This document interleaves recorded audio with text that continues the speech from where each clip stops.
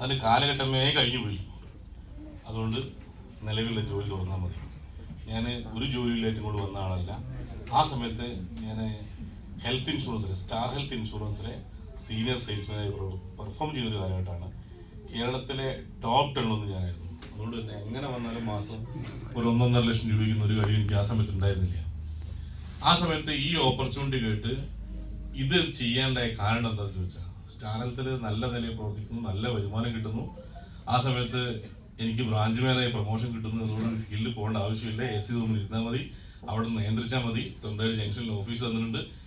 ഈ സമയത്ത് എനിക്കത് വേണ്ട എന്ന് പറഞ്ഞ് ഞാൻ ഇറങ്ങാണ്ടായ ഏറ്റവും പ്രധാനപ്പെട്ട കാരണം, തൊട്ടു മുമ്പേ ഉമർ സാർ സംസാരിച്ച സമയത്ത് പറയുന്നുണ്ട് പാസീവ് ഇൻകം. നാളെ പല്ലില്ലാതെ പോയി കഴിഞ്ഞാൽ ചിലപ്പോൾ അക്ഷരസ്ഫുടത ഉണ്ടാവില്ല എന്നൊക്കെ പറഞ്ഞല്ലോ. അതേപോലെ ഞാൻ 10 ദിവസം കിടന്നു പോയി കഴിഞ്ഞാൽ ഞാൻ ചെയ്യുന്ന ബിസിനസ് എൻ്റെ ഭാര്യയ്ക്ക് ചെയ്യാനാവില്ല എന്ന് തിരിച്ചറിവാ. നാളെ ഞാൻ ഇല്ലാതെ പോയി കഴിഞ്ഞാൽ ഈ ബിസിനസ് സ്റ്റാർ ഹെൽത്ത് ഇൻഷുറൻസ് എൻ്റെ ഭാര്യയ്ക്ക് എനിക്ക് പകരമായി വന്ന് ചെയ്യാനാവില്ല. അപ്പോൾ സ്വാഭാവികമായും എൻ്റെ കുടുംബം എന്നെ ആശ്രയിച്ചാണ് ജീവിക്കുന്നത്. നേരത്തെ ഞാൻ, എൻ്റെ ഭാര്യ, അച്ഛനമ്മ അവരെന്നെ ആശ്രയിച്ചാണ് ജീവിക്കുന്നത്. ഇപ്പം എൻ്റെ കുഞ്ഞുങ്ങൾ അവരെല്ലാവരും ആശ്രയിക്കുന്നത് എന്നെ മാത്രമാണ്. എൻ്റെ കുടുംബത്തിൻ്റെ പ്രധാന വരുമാനം ഞാൻ മാത്രമാണ്. ആ ഞാനൊരു പക്ഷേ നാളെ എന്തെങ്കിലും കാരണവശാൽ ഇല്ലാതെ പോയാൽ എൻ്റെ കുടുംബത്തിനെ മുഴുവൻ അന്നം മുട്ടുന്നൊരവസ്ഥ ഉണ്ടാവും. അപ്പോൾ പാസീവ് ഇൻകം എന്ന് പറയുന്നത് എനിക്ക് പെട്ടെന്ന് ക്ലിക്കായിട്ടുണ്ട്. ഒരു പക്ഷേ അതെൻ്റെ അനുഭവങ്ങളായിരിക്കാം. ഇത് ഞാൻ പറയുന്നത് പുതിയ ആളോടാണ്. എന്താണ് പാസീവ് ഇൻകം? ഞാൻ എന്തുകൊണ്ട് പാസീവ് ഇൻകം കേട്ടപ്പോൾ ചാടി കയറി വീണെന്ന് ചോദിച്ചാൽ, എൻ്റെ അച്ഛൻ കൃഷിക്കാരനാണ്. ഇപ്പൊ കൃഷിയൊന്നും ചെയ്യുന്നില്ല. 83 വയസ്സായി. മുട്ടുവരൊക്കെ ആയിട്ട് നടക്കാൻ തന്നെ പ്രയാസപ്പെട്ട് നിൽക്കുന്ന സമയമാണ്. പക്ഷേ താമരശ്ശേരി ചുങ്കം മുതൽ അങ്ങോട്ട് താഴേക്ക് ആ കുടുക്കലന്മാരം വരെയുള്ള മുഴുവൻ വയലിലേക്ക് കൃഷിക്കുന്നത് നോക്കി നടത്തിക്കൊണ്ടുന്ന എൻ്റെ അച്ഛനാണ്. അതിനകത്ത് 5 ഏക്കർ വയൽ ഞങ്ങളതുകൊണ്ട്. കൃഷിക്കാർ ഭയങ്കര ഐക്യമുള്ളവരായിരിക്കും. കാരണം ഏറ്റവും മേലേന്ന് അതുവഴി പോകുന്ന തോട് കെട്ടി വെള്ളം ഒരു വയലിലേക്ക് തിരിച്ചു വിട്ട് കഴിഞ്ഞാൽ അതെല്ലാ പാടത്തും കയറിറങ്ങിയിട്ടാണ് പോവുക. എല്ലാ പാടത്തേക്കും നനവ് ഒരുമിച്ച് കിട്ടും. ഒരേ സമയത്ത് കൃഷി ചെയ്യുന്നതുകൊണ്ട് ചാഴി ശല്യം കുറയും. അപ്പൊ കർഷകർ ഭയങ്കര കൂട്ടായ്മകളായിരിക്കും. ഈ കൃഷിക്ക് നേതൃത്വം കൊടുത്തുകൊണ്ട് എൻ്റെ അച്ഛനാണ്. എൻ്റെ അച്ഛൻ കൃഷിക്കാരനായതുകൊണ്ട് ഞങ്ങൾ നേരിട്ട പ്രശ്നം എന്താ പറയണമെങ്കിൽ, ഇന്നൊരു പക്ഷേ ഓരോ ദിവസവും വൈകുന്നേരം ജോലി കഴിഞ്ഞ് വീട്ടിലേക്ക് പോകുമ്പോൾ വീട്ടിലേക്ക് ആവശ്യമുള്ള സാധനങ്ങൾ വാങ്ങിപ്പോകുന്ന എത്രയോ രക്ഷിതാക്കളെ കാണാറുണ്ട്. എന്നാൽ എൻ്റെ അച്ഛൻ അങ്ങനെ വാങ്ങി വരാൻ അറിയില്ല. കാരണം എൻ്റെ അച്ഛന് ദിവസം വരുമാനം ഉണ്ടാവില്ല. പിന്നെ ഇവിടെയുള്ള നമ്മൾ എസ്റ്റേറ്റുകളുമായി ബന്ധപ്പെട്ടിരിക്കുന്ന തോട്ടം തൊഴിലാളികൾ ഒരു ആഴ്ച വരുമാനം കിട്ടുന്നവരാണ്. എൻ്റെ അച്ഛന് ആഴ്ച വരുമാനം കിട്ടാനില്ലാത്തതുകൊണ്ട് ശനിയാഴ്ച ഒരു കാര്യമായ പർച്ചേസ് ആയിട്ട് വീട്ടിലേക്ക് ഒന്നും ശീലമില്ല. പിന്നെ കുറെ ആള് സർക്കാർ ജീവനക്കാർ അല്ലെങ്കിൽ മാസ ശമ്പളമൊക്കെ നമുക്കറിയാം. ഒരു കുറെ കടകൾ പറ്റായിരിക്കും 1-ാം തീയതി അല്ലെങ്കിൽ 2-ാം തീയതി ശമ്പളം വന്നാൽ ആ മാസത്തേക്കുള്ള വലിയൊരു പർച്ചേസ് നടക്കുന്നുണ്ടാവും. അല്ലെങ്കിൽ പർച്ചേസ് നടക്കുന്ന ബില്ല് സെറ്റിൽ ചെയ്യുന്നുണ്ടാവും. അങ്ങനെ ഒരു 1-ാം തീയതി 2-ാം തീയതി പോയി ഗ്യാരണ്ടി ആയിട്ട് ഒരു ബില്ല് സെറ്റിൽ ചെയ്യാവുന്ന ഒരു പർച്ചേസ് ഉണ്ടാകുന്ന സാഹചര്യവും അതുമില്ല. കാരണം എൻ്റെ അച്ഛൻ മാസ ശമ്പളക്കാരനല്ല. ഞങ്ങളുടെ പർച്ചേസ് എന്ന് പറഞ്ഞാൽ എപ്പോഴാണോ തേങ്ങ പറിച്ച് വിൽക്കുന്നത് അപ്പാണ് നമ്മൾ പർച്ചേസ്. എപ്പോഴാണ് അടക്ക കൊണ്ട് വിൽക്കുന്നത് അപ്പാണ് നമ്മൾ പർച്ചേസ്. ഉൽപ്പന്നം വിൽക്കുന്ന സമയത്ത് മാത്രം വീട്ടിലേക്ക് സാധനം വാങ്ങുന്ന ഒരു രീതിയാണ് എൻ്റെ ചെറിയ പ്രായത്തിൽ ഞാൻ കണ്ടുകൊടുക്കുന്നത്. എൻ്റെ വീട്ടിൽ അച്ഛനും അമ്മയും ഞാനും എൻ്റെ ഇളയ പെങ്ങളും ആ സമയത്തുള്ളത്. എൻ്റെ അച്ഛൻ്റെ ഏറ്റവും അടുത്ത കൂട്ടുകാരൻ ഞങ്ങൾ സ്ഥിരമായി സാധനം വാങ്ങുകയും ചെയ്യുന്നത് താമരശ്ശേരിയിൽ കാഞ്ഞിരത്തിങ്കൽ ഇമ്പിച്ച് മൊയ്തീൻകുട്ടി ആജി എന്ന് പറയുന്ന കച്ചവടക്കാരുണ്ടായിരുന്നു. വൃന്ദാവൻ ലോഡ്ജിന് നേരെ ഓപ്പോസിറ്റ്. ഇപ്പോൾ ആ കച്ചവടം അവിടെ ഇല്ല. ആ ഇമ്പിച്ച് മൊയ്തീൻകുട്ടി ആജിയുടെ അടുത്തിനാണ് ഞങ്ങൾ സ്ഥിരമായി സാധനം വാങ്ങിക്കുക. അച്ഛൻ മൂസക്കുട്ടിക്കായ്ക്ക് അല്ലെങ്കിൽ നേരത്തെ വലിയ ജീവർ ഇവിടെ കച്ചവടക്കാരാ. പണ്ടത്തെ താമരശ്ശേരിക്കാരെല്ലാവർക്കും അറിയാം. പഴയ കച്ചവടക്കാരാ, മലത്തിരി കച്ചവടക്കാര്. അവർക്ക് തേങ്ങ കൊണ്ടുപോയി വിറ്റ് കഴിഞ്ഞാൽ അവിടുത്തെ പൈസയും വാങ്ങി നേരെ വരിക ഈ കാഞ്ഞിരത്തിലേക്കാണ്. അവിടെ സാധനം വാങ്ങിക്കുക. മാസത്തിൽ ഒരു പർച്ചേസ് മാത്രം നടക്കുന്നതുകൊണ്ട് എൻ്റെ അമ്മ ഒരു ലിസ്റ്റ് കൊടുക്കും. ഇപ്പോ എൻ്റെ ഭാര്യ മൊബൈലിലേക്ക് വാട്സപ്പ് ഇട്ട് കഴിഞ്ഞാൽ സൂപ്പർ മാർക്കറ്റിൽ കയറി ട്രോളിയും തള്ളി വേണ്ട സാധനം എടുത്തിട്ട് അതിനിടയിൽ കൂടി കാണും ഒന്നും ഫ്രീ കണ്ടാൽ എനിക്ക് വലിയ താല്പര്യ. അപ്പൊ അതൊക്കെ ഞാൻ എടുത്ത് മാന്തിയിടും. എന്നാൽ അന്ന് അങ്ങനെയല്ല. അന്ന് ലിസ്റ്റ് കടയിൽ കൊടുത്തു കഴിഞ്ഞാൽ അവർ ഈ സാധനം പേപ്പർ പൊതിഞ്ഞ് വക്കുവിനോട് കെട്ടിവെക്കുകയും ചെയ്യുക. പ്ലാസ്റ്റിക് കവർ അന്ന് വ്യാപകമായിട്ടില്ല. അപ്പൊ അമ്മ കൊടുത്ത ലിസ്റ്റ് അനുസരിച്ച് ഈ കടയിൽ കൊടുത്തു കഴിഞ്ഞാൽ ഇയാള് ന്യൂസ് പേപ്പർ ഇത് മുഴുവൻ പൊതിഞ്ഞു കിട്ടും. അതിനകത്ത് ഏറ്റവും കൂടുതൽ വാങ്ങേണ്ടാത്തൊരു സാധനം അരിയാണ്. ഞങ്ങൾക്ക് ഇഷ്ടംപോലെ നെൽകൃഷികളുണ്ട്. ഞങ്ങളുടെ കുടുംബത്തിലേക്ക്, അത് അച്ഛൻ്റെ ചേട്ടാനിയന്മാര് പെങ്ങന്മാര്, ഇവർക്കൊന്നും അരി വാങ്ങേണ്ട ആവശ്യമില്ല. അപ്പൊ നമ്മളിവിടുന്ന് വീട്ടിൽ നെല്ല് കൊണ്ടുപോകാണ്ടാവും. എന്നാൽ ഒരു 5 കിലോ പഞ്ചസാര ഒരു മാസത്തേക്കാ, 1 കിലോ ചായപ്പൊടി, ഒരു 2 കിലോ കടല, ഒരു 2 കിലോ ചെറുപയർ, 2 കിലോ ഉഴുന്നുപരിപ്പ്, 2 കിലോ തുവപ്പരിപ്പ്, അങ്ങനെ ശർക്കര മുതൽ അങ്ങ് താഴേക്ക് എത്തിയാൽ കടുക് ജീരകം വരെയുള്ള ഒരു വലിയ ലിസ്റ്റ് ഉണ്ടാവും. ആ ലിസ്റ്റ് കടയിൽ കൊടുത്താൽ ഈ സാധനം മുഴുവനും പൊതിഞ്ഞു കെട്ടി വെക്കും.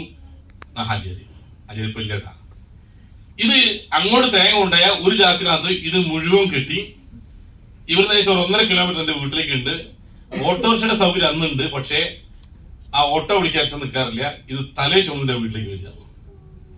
ഇത് തലേ ചുമന്ന് വീട്ടിലേക്ക് കൊണ്ടുവരുമ്പോ അമ്മ ഓടി വരും. കാരണം ഇത് ഇറക്കി വെക്കുന്ന സമയത്ത് ശ്രദ്ധിച്ചു വെച്ചില്ലെങ്കിൽ പേപ്പർ പൊട്ടിയ സാധനം ലീക്കായി പോകും. അപ്പോ മൂത്ത മകൾക്ക് ഞാനും വന്നൊരു കൈ വെക്കും. ചാക്ക് ഇറക്കി വെച്ച് എല്ലാ പൊതിയും വേറെ ആയി കഴിഞ്ഞാൽ എന്റെ അമ്മയ്ക്ക് അടുത്തൊരു പണിയുണ്ട്, ഇതെല്ലാം കുപ്പിയിലാക്കുക അല്ലെങ്കിൽ ഭരണിയിലാക്കുക. ഇതിന് സഹായിക്കാൻ ഞാനും എന്റെ പെങ്ങളും ഉണ്ടാവും. ശരിക്കും അതൊരു ഉത്സവമാണ്. ഓരോ മാസത്തിൽ നടക്കുന്ന ഒരു ഉത്സവമാണത്. ഈ സാധനം എല്ലാം കൂടി കാണുന്ന സമയത്ത് ഒന്ന് മനസ്സ് നിറയും. ഇതെല്ലാം കുപ്പിയിലാക്കുന്ന സമയത്ത് കുട്ടികളായ ഞാനും എന്റെ പെങ്ങളും ഇത് കുപ്പിയിലാക്കുമ്പോൾ ഈ സാധനം നഷ്ടപ്പെട്ടു പോകാൻ സാധ്യത ഉള്ളതുകൊണ്ട് ചായപ്പൊടി, പഞ്ചസാര പോലുള്ള ചെറിയ ചരിയുള്ള സാധനമൊക്കെ എന്റെ അമ്മ കുപ്പിയിലാക്കും.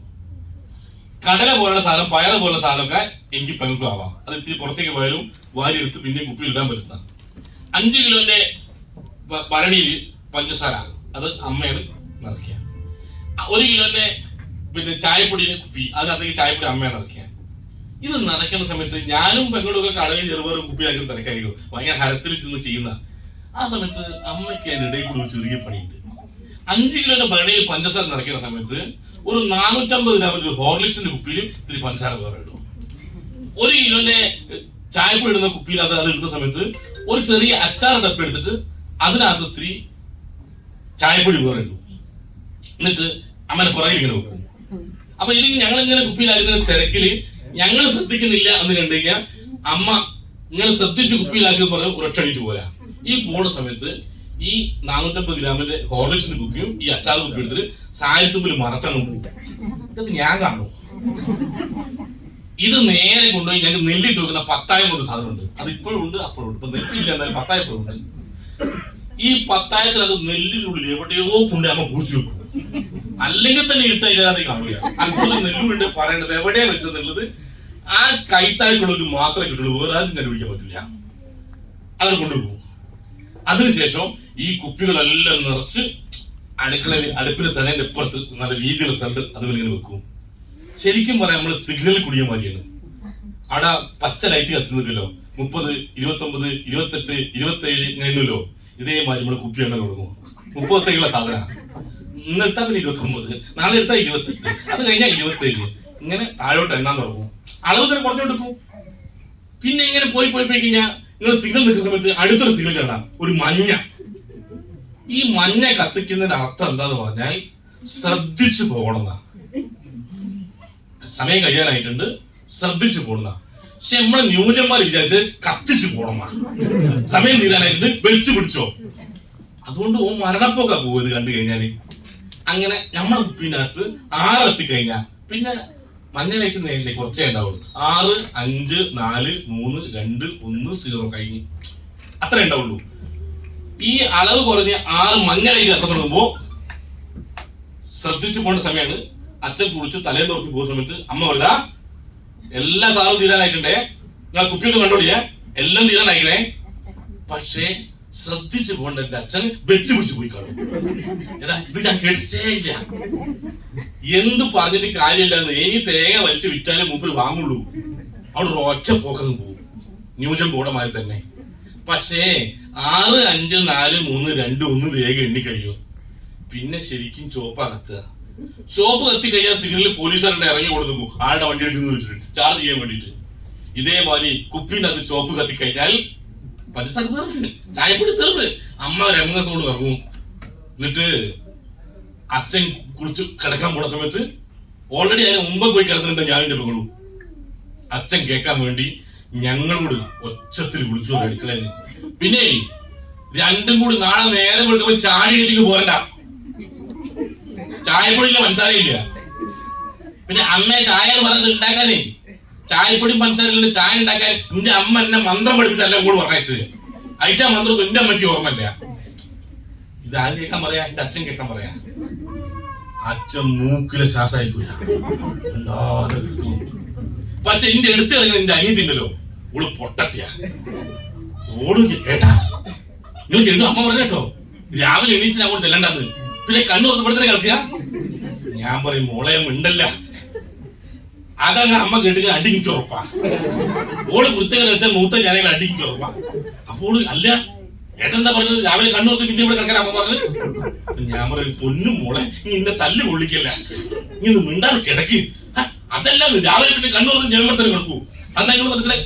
ഞാൻ പറയും പൊന്നും മോളെ നിന്നെ തല്ല് കൊള്ളിക്കില്ല, പ്ലീസ് ഇപ്പൊ നടക്ക്. ഞാൻ എങ്ങനെയെങ്കിലും വായ പൊത്തി കരഞ്ഞില്ല അതിനടിട്ടു, അതുകൊണ്ട് കരയിക്കാണ്ട് ഓളെ ഉറക്കൂ. പിന്നെ ഞാൻ കിടന്നു. പിറ്റേന്ന് രാവിലെ സാധാരണ പോലെ നമ്മൾ എണീറ്റ് പോകും. ആ സമയത്ത് സാധാരണ പോലെ എണീറ്റ് അടുക്കളയിൽ ചെന്ന് കഴിഞ്ഞാൽ അവിടെ ചായ ഉണ്ടാവും. കാരണം പാസിലിംഗം 10,000 വരും. ഹലോ, എന്റെ പാസിലിംഗം ഇതാ. സംഭവം മനസ്സിലായോ? നമ്മൾ സാധാരണ ജോലിക്ക് പോകുമ്പോ ഒരാഴ്ച പലിച്ചു കിടന്ന ഒരു വരുമാനം ഉണ്ടാവില്ല. എന്തെങ്കിലും വരുമാനം ഉണ്ടെങ്കിൽ ആരെങ്കിലും കടം തരാൻ തയ്യാറാവണോ? കടം തരുന്നവർ ആദ്യം ചോദിക്കും ഇനി എന്നാ തിരിച്ചു തരുന്ന, എന്നിട്ടേ അവൻ പെട്ടിനെടുക്കുള്ളൂ. അത് പലിച്ചെടുക്കുന്ന എത്ര ദിവസം പലിച്ചെടുക്കുന്ന ഗ്യാരണ്ടി പറയാൻ പറ്റുമോ? ഇല്ല. അങ്ങനെയാണ് ചിലപ്പോ അറിഞ്ഞുകൊണ്ട് കളവ് പറഞ്ഞാലേ പൈസ കിട്ടുള്ളൂ. എല്ലായിടത്തും കിട്ടണമെന്നില്ല. എത്രയോ വീടുകളിൽ എന്റെ ചെറുപ്പത്തിൽ ഞാൻ കടം വാങ്ങിച്ചിട്ടുണ്ട്. അച്ഛൻ വിളിച്ചു പറയൂ, ദാ ഞാൻ മാസോട് പോയി 200 വാങ്ങിക്കോ. ഞാൻ ആ കടം വാങ്ങുമ്പോൾ എനിക്ക് തീരെ ഇഷ്ടമല്ല, പക്ഷെ ഗതികളോട് ഇഷ്ടം പോലെ വാങ്ങിച്ചിട്ടുണ്ട്. അച്ഛന് വയ്യാത്ത സമയത്ത് അല്ലെ കൈ പൈസ ഇല്ലാത്ത സമയത്ത് അങ്ങനെയൊക്കെ ജീവിച്ചത്. പക്ഷെ ഇപ്പൊ പണ്ടത്തെ പോലെ കടം കൊടുത്ത് സഹായിക്കുന്നവരൊന്നുമില്ല. ഇപ്പൊ എല്ലാം ബ്ലേഡുകാരാ. 10 വാങ്ങി ഒരു പലിശ ചേർത്ത് കൊടുക്കണോ, അതല്ലെങ്കിൽ ബിജുസാറ് സ്വർണത്തിന് വില കൂടാൻ പ്രാർത്ഥിച്ചവരെ പ്രാർത്ഥിക്കണം. മുത്തൂച്ചാറ് തരണമെങ്കിൽ സ്വർണത്തിന് വില ഉണ്ടാവണം. അത് ശരിക്കും മുത്തൂച്ചല്ല, മൊത്തം ഊറ്റരാ. എല്ലാരും ഊറ്റല്ലോ. അതല്ലാതെ പരസ്പരം സഹായിക്കുന്ന കാലഘട്ടം അല്ല ഇത്. ഈ കാലഘട്ടത്തിൽ 10 ദിവസം കിടന്നു പോയി കഴിഞ്ഞാൽ നമ്മൾ ടീം ലൈവാണെങ്കിൽ വരുമാനം കിട്ടുന്നതാണ് എന്നെ ഈ ഓപ്പർച്യൂണിറ്റി ഫുൾ ടൈം ചെയ്യാൻ പ്രേരിപ്പിച്ചത്. 2, നാളെ ഞാനോ നിങ്ങളോ ഈ മണ്ണിൽ പോകുന്ന സമയത്ത് നമ്മളൊക്കെ ആഗ്രഹവും നമ്മളെക്കാൾ നന്നായി നമ്മുടെ മക്കൾ ജീവിക്കണമെന്നാണ്. സത്യത്തില് എന്റെ മോളൊക്കെ സ്കൂളിൽ പോണ സമയത്ത് നമുക്ക് ചുവന്ന ബാഗ് തന്നെ വേണോ, അത് സ്കൂബിയുടെ തന്നെ വേണമെന്ന് പറഞ്ഞാൽ അത് തന്നെ വാങ്ങിക്കൊടുത്തിട്ടുണ്ട്. ഒരു നിറമുള്ള കുട വേണമെന്ന് പറഞ്ഞാൽ അത് തന്നെ വാങ്ങിച്ചു കൊടുത്തിട്ടുണ്ട്. കാരണം എന്റെ ചെറുപ്പത്തിൽ എനിക്കിത് കിട്ടിയിട്ടില്ല. ഞാൻ ആവാതെ ആയി പോയതോ അല്ല എന്റെ മക്കളായി കാണുന്നതാണ് എന്റെ ആഗ്രഹം. ഈ ഇരിക്കുന്ന ഓരോ രക്ഷിതാക്കളുടെ ആഗ്രഹവും നമുക്ക് കിട്ടാത്തൊക്കെ നമുക്ക് മക്കൾ കിട്ടുന്ന. നമ്മളെ മക്കളൊക്കെ നല്ല കുടയും നല്ല ബാഗ് സ്കൂളിൽ പോകുന്നുണ്ടെങ്കിൽ അതൊന്നും ഉണ്ടായിട്ട് മാത്രമല്ല, നമ്മക്കില്ലാത്തതുകൊണ്ട് നമ്മളെ അന്നത്തെ ഒരു സങ്കടം, ഒരു വേദന തീർക്കാൻ വേണ്ടി അത് മക്കൾക്ക് വാങ്ങിക്കൊടുക്കുക. നമ്മളാവാതെ പോയതൊക്കെ നമ്മളെ മക്കളായി കാണാൻ വേണ്ടിയിട്ടാ അവരെ പഠനത്തിന് വേണ്ടി ഒരു ആഗ്രഹിക്കുന്ന എല്ലാം ചെയ്തു കൊടുക്കാൻ നമ്മൾ തയ്യാറാവുന്നത്. അങ്ങനെയാണെങ്കിൽ നമ്മളെ ഫാമിലിക്കാണ് നിങ്ങൾ ഫസ്റ്റ് പ്രയോറിറ്റി കൊടുക്കുന്നതെങ്കിൽ നാളെ ഒരു പക്ഷേ നമ്മൾ കിടന്നു പോകുന്ന സമയത്തോ, നാളെ ഞാനോ നിങ്ങളോ ഈ ഭൂമിയിൽ ഇല്ലാതെ പോകുന്ന സമയത്തോ, നമ്മളെ മക്കള് നമ്മളെ ആശ്രയിച്ച് ജീവിക്കുന്നവര് മറ്റുള്ളവരുടെ മുമ്പിൽ കൈനീട്ടാതിരിക്കാൻ കിട്ടുന്ന ഒരു ഏറ്റവും മികച്ച ഒരു ഓപ്പർച്യൂണിറ്റിയാണ് MI ലൈഫ് സ്റ്റൈൽ മാർക്കറ്റിംഗ് എന്ന് പറയുന്നത്. നിങ്ങൾ കേട്ടത് അറിഞ്ഞുകൊണ്ട് ഒരു തെറ്റും അത് ചെയ്യുന്നില്ല. മുടക്കുന്ന പൈസയ്ക്ക് ഓരോരുത്തർക്കും മൂല്യമുള്ള ഉൽപ്പന്നം കൊടുക്കുന്നുണ്ട്. ഞാൻ ഈ ബിസിനസ്സിലേക്ക് കയറി വന്ന സമയത്ത് ഞാൻ ആദ്യം ഉറപ്പിച്ച കാര്യം അതാണ്. ഞാൻ വഞ്ചിക്കപ്പെട്ട കാര്യം, ഞാൻ നന്നായി അധ്വാനിക്കുന്ന ആളാ. എനിക്ക് എത്ര സമയം ജോലി ചെയ്യുന്ന ഒരു മടിയില്ല. കാരണം ജീവിതത്തിൽ എങ്ങനെയെങ്കിലും രക്ഷപ്പെടണം ആഗ്രഹിച്ച ആളാ. അതുകൊണ്ട് തന്നെ മാർക്കറ്റിംഗ് മേഖലയിൽ നന്നായി പണിയെടുത്തിട്ടുണ്ട്. ഈ പണിയെടുക്കുന്ന ഞാൻ സമയം നോക്കാതെ പണിയെടുക്കുന്ന ആളാ. അതുകൊണ്ട് തന്നെ പണിയെടുത്താൽ എനിക്ക് വരുമാനമുണ്ട്. അങ്ങനെ കഷ്ടപ്പെട്ട പണം മാത്രമേ എന്റെ കയ്യിലുള്ളൂ. അതുകൊണ്ട് തന്നെ ഇത്തരം ഒരു കമ്പനിയിൽ കയറി വരുന്ന സമയത്ത് ഞാൻ വഞ്ചിക്കപ്പെടരുത് എനിക്ക് നിർബന്ധം ഉണ്ടായിരുന്നു. അതുകൊണ്ട് ഞാൻ ആദ്യം നോക്കിയത് ഞാൻ വഞ്ചിക്കപ്പെടും, എന്റെ ലക്ഷങ്ങൾ കിട്ടുന്നത് വേറെ, കോടികൾ കിട്ടുന്നത് വേറെ, അത് രണ്ടാമത്തെ വിഷയം. എനിക്ക് എന്തെങ്കിലും നഷ്ടം ഉണ്ടാവൂ, ഇതെന്റെ ചിന്ത. എന്നെ മറ്റോ പറ്റിക്കോ? എന്നെ ഈ ബിസിനസ്സിലേക്ക് ക്ഷണിച്ചത് ആലപ്പുഴക്കാരൻ അനീസറാ. പൊതുവെ തെക്കന്മാരൊക്കെ വലിയ വിശ്വാസമില്ല. അങ്ങനല്ല, മലബാറിലേക്കില്ല, എനിക്കല്ല. എന്റെ അച്ഛൻ പണ്ടേ പറയും, തെക്കനെയും മൂർഖനെയും കണ്ടാൽ മൂർഖനെ വിടണം, തെക്കൻ ആദ്യം ഇരിക്കണം. ഇവിടുത്തെ എന്നെ ഒന്നും വിചാരിക്കട്ടോ, ഇവിടുത്തെ ആളുകൾ അങ്ങനെ പറയുന്ന ആളുകളാ. അതുകൊണ്ട് തന്നെ അനീസാർ എന്ന് പരിചയപ്പെടുത്തുമ്പോ ബെല്ലിക്ക് ലക്ഷങ്ങളും കോടികളും അല്ല സ്വപ്നം. ബെല്ലി പറ്റിക്കപ്പെടരുത്. കാരണം ഞാൻ അധ്വാനിച്ച പണം മാത്രമേ എന്റെ കയ്യിലുള്ളൂ. ആ പണത്തിന് മേലൊരു വേർപ്പുണ്ട്. ആ വേർത്ത പണോ ഭ്രാന്തിന്റെ പുറകെ വാലി കെട്ടി വിടാൻ എനിക്ക് താല്പര്യമില്ല. അതുകൊണ്ട് ഞാൻ വഞ്ചിക്കപ്പെടാൻ പാടില്ല. ഞാൻ നോക്കി, ഞാൻ വഞ്ചിക്കപ്പെടുന്നുണ്ടോ? ഇല്ല. ഞാൻ മുടക്കിയ പൈസക്ക് എനിക്ക് നല്ല ഉൽപ്പന്നം കിട്ടുന്നുണ്ട്. ഞാൻ ആദ്യം ഒന്നായിട്ട് വാങ്ങിച്ചില്ല. ഞാൻ ആദ്യം കേട്ട സമയത്ത് അന്ന് 6 പ്രൊഡക്റ്റ് ഉള്ളൂ. അതിനകത്ത് ഒന്ന് കഫില് അത് വാങ്ങി ആദ്യം കുടിച്ചു നോക്കി. എനിക്ക് സ്ഥിരമായി കഫക്കെട്ട് ജലദോഷം ഉണ്ടാവാറുണ്ട്. അത് കഴിച്ച് പിറ്റേ ദിവസം പുലർച്ചയ്ക്ക് ഞാൻ ചുമച്ചോണ്ട് എഴുതേക്കുന്നത് കഫം കട്ടയിൽ പോയി. ഇങ്ങനെ എനിക്ക് കഫം പുറത്തു വരാൻ അനുഭവം നേരത്തെ ഇല്ല. ആ ഉൽപ്പന്നം എനിക്ക് വിശ്വാസം വന്നു. അപ്പൊ എനിക്ക് മനസ്സിലായി ഉൽപ്പന്നം വാങ്ങിയിൽ ഞാൻ പരാജയപ്പെട്ടില്ല, എന്നെ ഒരിക്കലും പറ്റിച്ചിട്ടില്ല. രണ്ടാമത് ഞാൻ ലിവഗേൽ വാങ്ങി ഉപയോഗിച്ച് നോക്കി. ആ ഉൽപ്പന്നം ഞാൻ മാർക്കറ്റിംഗ് മേഖലയിൽ ജോലി കൊണ്ട് ഏത് ഹോട്ടലിലാണ് ഏത് ജില്ലയിലാണ് ഭക്ഷണം എനിക്ക് പറയാനാവില്ല. ഇന്ന് രാവിലെ ഇറങ്ങിക്കഴിഞ്ഞാൽ അത് ചിലപ്പോൾ കണ്ണൂരായിരിക്കും, ചിലപ്പോൾ കാസർഗോഡായിരിക്കും, ചിലപ്പോൾ പാലക്കാടായിരിക്കും, മലപ്പുറമായിരിക്കും. അത് കമ്പനി കിട്ടുന്ന ഡയറക്ഷനിലേക്ക് പോകുന്ന. അതുകൊണ്ട് ഏത് ഹോട്ടലിൽ കഴിക്കുമെന്ന് എനിക്ക് പറയാൻ പറ്റില്ല. ആ കഞ്ചിക്കോട് റോഡരികളിലെ ഷെഡുകളിൽ നിന്ന് എത്രയോ തവണ ഞാൻ ഭക്ഷണം കഴിക്കണമെന്നുണ്ട്. ഒരു വൃത്തിയില്ലാത്ത അവിടുത്തെ ബംഗാളി, ബീഹാറി, തമിഴ് തൊഴിലാളിക്ക് വേണ്ടി കെട്ടിവെച്ച ഷെഡുകളാണ്. നമുക്ക് എതിരായിട്ട് കഴിക്കണമെന്നുണ്ട് അവിടുന്ന്. അപ്പോ എന്റെ വയറാകെ നാശമായി കിടക്കുക. ഞാൻ ലിവഗേൽ ഉപയോഗിച്ച് നോക്കി, എനിക്ക് നല്ല റിസൾട്ട് കിട്ടി. അച്ഛനെ ചമ്പിത്തല കൊടുത്തു, നല്ല റിസൾട്ട് കിട്ടി. അമ്മയ്ക്ക് സ്പിരില കൊണ്ട് കൊടുത്തു, നല്ല റിസൾട്ട് കിട്ടി. അങ്ങനെ ഉപയോഗിച്ച ഉൽപ്പന്നങ്ങളൊക്കെ മികച്ചതാണെന്ന് എനിക്ക് ബോധ്യപ്പെട്ടപ്പോ എനിക്കൊരു കാര്യം മനസ്സിലായി, ഞാൻ വഞ്ചിക്കപ്പെടുന്നില്ല. അതുകൊണ്ട് തന്നെ ഞാൻ ഒരുത്തരെ വഞ്ചിക്കേണ്ട ആവശ്യമില്ലല്ലോ. ഞാൻ വഞ്ചിക്കപ്പെടരുതെന്ന് എന്റെ ഒന്നാമത്തെ ആഗ്രഹം. രണ്ട്, ഞാൻ കാരണം ഒരു കുട്ടിയും വഞ്ചിക്കപ്പെടാൻ പാടില്ല എന്ന് എനിക്ക് നിർബന്ധമുണ്ട്. എന്റെ അച്ഛൻ കർഷകനാണെങ്കിലും മണ്ണ് പണിയെടുത്തിട്ടാണെങ്കിലും ഒരാളോട് ഒരു വഞ്ചന കാണിക്കാതെ ഞങ്ങൾ ഇത്രയും കാലം വളർന്നത്. മണ്ണിന്റെ മണമുള്ള ചോറും വേർപ്പിന്റെ ഗന്ധവും ഞങ്ങൾക്കുണ്ട്. അതുകൊണ്ട് തന്നെ ഒരാളെ പറഞ്ഞ് പറ്റിക്കാൻ പാടില്ല എനിക്ക് നിർബന്ധമുണ്ട്. അപ്പൊ ഞാൻ പറ്റിക്കപ്പെടുന്നത് ഞാൻ അത് ഉറപ്പിച്ചു. ഈ ബിസിനസ്സിലേക്ക് ഞാൻ കൊണ്ടുവരുന്ന ആളുകൾ വഞ്ചിക്കപ്പെടില്ല. മുടക്കുന്ന പൈസയ്ക്ക് മൂല്യമുള്ള ഉൽപ്പന്നം കൊടുക്കുന്നുണ്ട്. പിന്നെ ബിസിനസ്സായി കാണുന്ന ആളുകൾ വാങ്ങി വിറ്റവർക്ക് മാന്യമായ ലാഭം കിട്ടുന്നുണ്ട്. ആളുകൾ ഇൻട്രൊഡ്യൂസ് ചെയ്യുന്നവർക്ക് കമ്പനിയുടെ ടേൺ ഓവർ വർദ്ധിക്കുന്ന സമയത്ത് കമ്പനി പരസ്യക്കാരനും മറ്റ് കടക്കാരെ ഇടനിലക്കാരും കൊടുക്കേണ്ട ആ തുക ഈ നാട്ടിലെ സാധാരണക്കാരെ കയ്യിൽ കൊടുക്കുന്നുണ്ട്. എങ്ങനെ നോക്കിയാലും നന്മ മാത്രമേ ഉള്ളൂ ഇതെന്ന് എനിക്ക് മനസ്സിലായി. MI ലൈഫ് സ്റ്റൈൽ മാർക്കറ്റിംഗ് എന്ന് പറയുന്നത് ഒരു നന്മ മരമാണെന്ന് ഞാൻ വിശ്വസിച്ചു. അതുകൊണ്ട് ഞാൻ കണ്ണടച്ച് പറഞ്ഞു. ഞാൻ ഒരുപാട് ആളോട് വിശ്വസിച്ച് പറഞ്ഞു.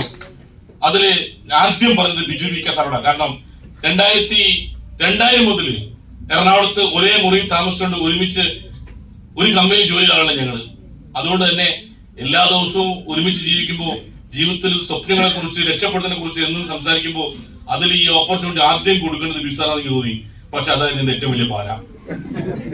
ബിജു വി കെ സാർക്ക് ആദ്യത്തെ അവസരം കൊടുത്തു എന്റെ കൂടെ നിന്ന് ഒരുമിച്ച് ഡെവലപ്പ് ചെയ്ത് വെച്ച്. പക്ഷേ ഇവനാണ് 24 മണിക്കൂർ എന്നെ ചടപ്പിച്ചുകൊണ്ട് പോകും. ആമ്പർ ഇത് നടക്കുന്ന കേസായിരുന്നു. ഇത് മറ്റേ മരുന്നാ, ഇത് കൊടുക്കാൻ പറ്റുന്നൊന്നുമില്ല, ഇത് കുപ്പിയാണ് തന്നെ ഒരുപോലെയാ, ഇതൊന്ന് സാധനം. ഇവനെ ഇങ്ങനെ ചടപ്പിച്ചുകൊണ്ട് പോകും. ഒരു കാര്യം ഞാൻ തീരുമാനിച്ചേ, ID ഇവനെ അടിച്ചു പോയല്ലോ, ഇനി ഇവനെ വിളിക്കേണ്ടതില്ല. അത് താഴേക്ക് വേറൊരാളെ കൊണ്ടുവന്നു. അതില് ഒന്ന് ശൈലേഷ് സാറാ, മൂപ്പർക്ക് ബിസിനസ് ക്ലിക്കായി. ആളിനെ കൂടെ ഒന്ന് ഞങ്ങൾ അങ്ങനെ ബിസിനസ് ഡെവലപ്പ് ചെയ്ത് ആദ്യം വെച്ച് ബിജു സാറ് അവിടെ ഇങ്ങനെ കിടക്കാണ്, മൂപ്പര് ബിസിനസ് ഇറങ്ങുന്നില്ല. പിന്നെ ഇടയ്ക്ക് എപ്പോഴെങ്കിലൊക്കെ ബാലിശ് വഴി പോകുമ്പോ ഇവന്റെ കല്യാണം അതൊന്ന് മൈ കല്യാണിന്റെ ബ്രാഞ്ചിൽ കയറിയിട്ട് ഞാൻ ഇങ്ങനെ പറയും, ബിസാറെ ബിസിനസ് ഉഷാറായിട്ട് കൊണ്ടിട്ടാ, ഇജ്ജ് ഇറങ്ങുന്നുണ്ടോ? അവർ ക്യാമറ കാണും, ഈ പുറത്തേക്ക് ഇറങ്ങി നിൽക്ക്, ഇത് ക്യാമറ കാണുന്ന ഞാൻ മറ്റേ റീസണൽ മാനേജർ ആകാൻ പോവാണ്. ഞാൻ ഇറങ്ങി നേരെ മുമ്പിലാണ് റോഡ് മുതൽ ആർക്കും നിൽക്കുക, എന്റെ ക്യാമറ കണ്ട് പിടിക്കണം. അങ്ങനെ കുറെ കാലം ബിസിനസ് ഇറങ്ങിയില്ല. ഈ ബിസിനസിന്റെ ഒരു സാധ്യത പറഞ്ഞാൽ നിങ്ങൾ കൊണ്ടുവന്ന ആദ്യത്തെ 100 പേര് പ്രവർത്തിച്ചില്ലെങ്കിലും 101ാമത്തെ ആളോട് ബിസിനസ് പറയാൻ പറ്റുന്നെങ്കിൽ നിങ്ങൾ വിജയിക്കൂ. ഞാൻ അടുത്ത ആളെ കൊണ്ടുവന്ന് അവരോട് പണിയെടുത്ത് എന്നിട്ട് ആദ്യത്തെ ആഴ്ചക്ക് 2:10 എന്റെ സ്ക്രീനിൽ കഴിഞ്ഞപ്പോ ആ സന്തോഷം പങ്കുവെക്കാൻ സത്യത്തിൽ ഞാൻ ആദ്യം പോറല് എന്റെ അമ്മ എടുത്തേക്ക്. എനിക്ക് എന്ത് നേട്ടം ഉണ്ടാകണമെങ്കിലും ആദ്യം ഞാൻ പറയുന്നത് എന്റെ അമ്മ എടുത്താ. പക്ഷെ എന്റെ വീട്ടിൽ പോയി അമ്മയോട് പറയുന്നതിന് പകരം, എന്റെ ഭാര്യയോട് പറയുന്നതിന് പകരം ഞാൻ നേരെ വണ്ടി എടുത്ത് പോയത് ഉള്ളിയേരിക്കുക. എനിക്ക് തോന്നുന്നു ഹരിയേട്ടൻ എന്റെ കൂടെ ഉണ്ടെന്നാ. ഹരിയേട്ടൻ എങ്ങനെ എന്റെ കൂടെ ഉണ്ടായത്? റൈറ്റ്, ഹരിയേട്ടനെ കൂടി ഉള്ളിയേരിക്ക് പോയി. ഉള്ളിയേരിച്ച് ഞാൻ വിളിച്ചു, ബിജു ഇനി എവിടെയാണുള്ളത്? വീട്ടിലുണ്ടെന്ന് അറിയാൻ വേണ്ടിട്ടാ. അവൻ പറഞ്ഞേ അമ്മോച്ചൻ വന്നിട്ടുണ്ട്, അപ്പൊ ഭാര്യ അങ്ങോട്ട് പോയി. ഞാനും ഭാര്യ വീട്ടിലേക്ക് പോയതാ പറഞ്ഞത്. ഭാര്യ വീട്ടിലേക്ക് ഓനുള്ളോടത്ത് പോണോ? അങ്ങനെ ഭാര്യ വീട്ടിൽ ചെന്നിട്ട് ഓനെ വിളിച്ച്, അമ്മച്ചനെ വിളിച്ച്, അമ്മായിനെ വിളിച്ച്, ഭാര്യനെ വിളിച്ച്, എന്നിട്ട് ഞാൻ പറഞ്ഞ്, ഇതാ ബിജു വി കെനെ കൂട്ടി ഞാൻ ഒരു ബിസിനസ് തുടങ്ങിയിരുന്നു, എന്റെ ആദ്യത്തെ ഡിസ്ട്രിബ്യൂട്ടറാ.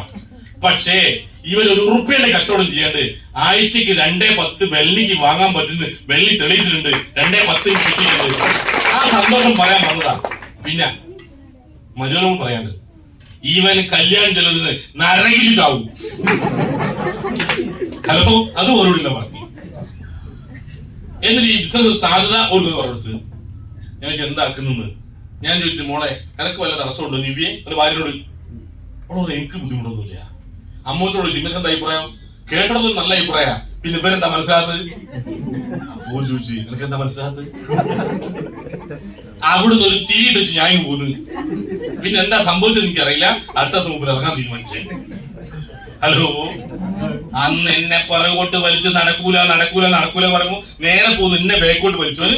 ഇപ്പൊ ആഴ്ചക്ക് 2 വാങ്ങി, 1.5 കോടി വരുമാനം വാങ്ങി, സ്വന്തമായി കാറ് വാങ്ങി, വലിയ വീടുണ്ടാക്കി. ഇപ്പൊ പറയാ എന്റെ ഗ്രേറ്റ് ലീഡർ, ദൈവതുല്യമായ ലീഡറായി ഞാനിന്ന് സാധനത്തിൽ അങ്ങനെ അടിക്കണതാണ്. ഹലോ, ഇപ്പൊ പറയണ്ടോ റോഡ് സൈഡ് സ്ഥലം വാങ്ങിയിട്ട മതിയാ. അറിയിക്കേണ്ട കൊടുത്ത് അത്ര കഷ്ടപ്പെട്ട് ഞാൻ കൊണ്ടുവന്നത്. അങ്ങനെ കഷ്ടപ്പെട്ട് കൊണ്ടുവന്ന ആളുകൾക്ക് കൊടുത്തിട്ടുണ്ടാവും. ഞാൻ നിങ്ങളോട് പറയാണ്, നിങ്ങൾ എത്തിച്ചേർന്നത് ഒരു നന്മ മരത്തിലെടുത്താ. നഷ്ടപ്പെടുന്ന ഒന്നുമില്ലാത്തൊരു ഓപ്പർച്യൂണിറ്റിയാ. മുടക്കുന്ന പൈസ ഈ മൂല്യമുള്ള ഉൽപ്പന്ന വാങ്ങി വിറ്റ മാന്യമായ ലാഭമാണ്. ആളുകൾ ഇൻട്രൊഡ്യൂസ് ചെയ്ത് ബിസിനസ് ഡെവലപ്പ് ചെയ്ത നിലയ്ക്കാത്ത വരുമാനമാണ്. ഈ നാട്ടിലെ സാധാരണക്കാരെ കണ്ണീരൊപ്പാൻ, സാധാരണക്കാരെ ചേർത്ത് പിടിക്കാൻ, ഒരുമിച്ച് വിജയിക്കാൻ, പാവപ്പെട്ട ഒരു സക്സസ് ആകുന്ന ഒരു ഓപ്പർച്യൂണിറ്റിയാണ്. ഈ നാട്ടിലെ വമ്പം പണക്കാരെ തടയാൻ ഞാനും നിങ്ങൾ ദൈവം തമ്മിലാണെന്ന് വിചാരിച്ചപ്പോൾ നടക്കാത്ത ലോകത്തെ ഞാൻ നിങ്ങൾക്ക് നിൽക്കുന്നത്. റിലയൻസ് അംബാനി കോടികൾ ആസ്തിയായി, അദാനി കോടികൾ ആസ്തിയുണ്ട്, രത്തൻ ടാറ്റയ്ക്ക് കോടികൾ ആസ്തിയുണ്ട്. ഇവരുടെ നയാ പൈസ നമ്മളാരും പ്രതീക്ഷിക്കേണ്ട. ഒരു തകർക്കാൻ ഈ നാട്ടിൽ ഒരു രാഷ്ട്രീയ പാർട്ടിക്ക് കഴിയില്ല. പക്ഷേ അവരെ തകർക്കണം എന്നുള്ള ആഗ്രഹമൊന്നും എനിക്കില്ല കേട്ടോ. പക്ഷെ സാധാരണക്കാർ ജീവിക്കാൻ വേണ്ടി ഈ നാട്ടിലെ സാധാരണക്കാരായ ഞാനും നിങ്ങളും ഒരമ്മ പറ്റ മക്കളെ പോലെ സമാന്തരമായി അണിനിരന്ന് അവൻ വിൽക്കുന്ന ഉൽപ്പന്നങ്ങൾ അവന്റെ ഷോപ്പിൽ നിന്ന് വാങ്ങുന്നതിന് പോലും നമ്മൾ അതേ ഉൽപ്പന്നങ്ങൾ നാട്ടുകാർക്ക് കൊടുത്തുകൊണ്ട് ഒരു കച്ചവടം പിടിച്ചെടുത്താൽ, രാവിലെ എണീച്ച് പല്ല് തേക്കുന്ന ടൂത്ത് പേസ്റ്റ് ഇന്ത്യ രാജ്യത്ത് 6500 കോടിക്ക് വിൽക്കുമ്പോൾ അതിന്റെ ഒരു 20% നമ്മൾ പിടിച്ചാൽ 1300 കോടി രൂപയുടെ കച്ചവടം വഴിമാറി ഒഴുകുമ്പോൾ 650 കോടി ഉൽപാദന ചെലവും ലാഭവും എല്ലാം ചേർത്ത് കമ്പനി എടുത്താലും 650 കോടി ഈ നാട്ടിലെ സാധാരണക്കാരെ കയ്യിലേക്ക് ഒഴുകും. അങ്ങനെ സോപ്പിന്റെ, പേസ്റ്റിന്റെയും, ഹെയർ ഷാമ്പൂന്റെ, കോസ്മെറ്റിക്സിന്റെ ഒക്കെ കോടികൾ ടേൺ ഓവറിൽ നിന്ന് ഒരു ചെറിയ ശതമാനം ഈ നാട്ടിലെ സാധാരണക്കാരെ എനിക്കും നിങ്ങൾക്കും ഒരുമിച്ച് പിടിച്ചെടുക്കാം. അത് നമുക്ക് വിതരണം ചെയ്യാം, അതിൽ നമുക്ക് സന്തോഷിക്കാം, കൈയടിച്ച് പ്രോത്സാഹിപ്പിക്കാം. ഇതല്ലാതെ വേറെ ഒന്നും ഇതിനകത്തില്ല. ആരെയും പറ്റിക്കണ്ട, ആരെയും വേദനിപ്പിക്കണ്ട, ആരെയും പിടിച്ചു പറിക്കണ്ട, ആരും നുണ പറയണ്ട. ആരെയും വേദനിപ്പിക്കാതെ, നുണ പറയാതെ, പിടിച്ചു പറിക്കാതെ, വഞ്ചിക്കാതെ സത്യസന്ധമായി പറഞ്ഞുകൊണ്ട് ഒരുമിച്ച് വിജയിക്കാൻ പറ്റുന്ന ഓപ്പർച്യൂണിറ്റിയാണ് നിങ്ങൾ കേട്ടത്. ആദ്യമായി കേട്ട ആൾ വിട്ടുകളയുന്നത് മാത്രം പറഞ്ഞുകൊണ്ട് ഞങ്ങൾക്കുണ്ടായ എല്ലാ നേട്ടങ്ങളും നിങ്ങൾക്കുണ്ടാവട്ടെ എന്ന് പ്രാർത്ഥിച്ചുകൊണ്ട് ഞങ്ങൾക്ക് കിട്ടിയ നേട്ടങ്ങളെല്ലാം വാങ്ങിത്തരാൻ നിങ്ങളെ കൂടെ നിൽക്കാം എന്ന് വാക്ക് തന്നുകൊണ്ട് ഇന്ന് ഈ പ്രോഗ്രാമിൽ പങ്കെടുത്ത എല്ലാ ഡിസ്ട്രിബ്യൂട്ടേഴ്സും ഗസ്റ്റും ഒക്കെ കൃത്യമായ നന്ദിയും വിജയാശംസകളും നടന്നുകൊണ്ട്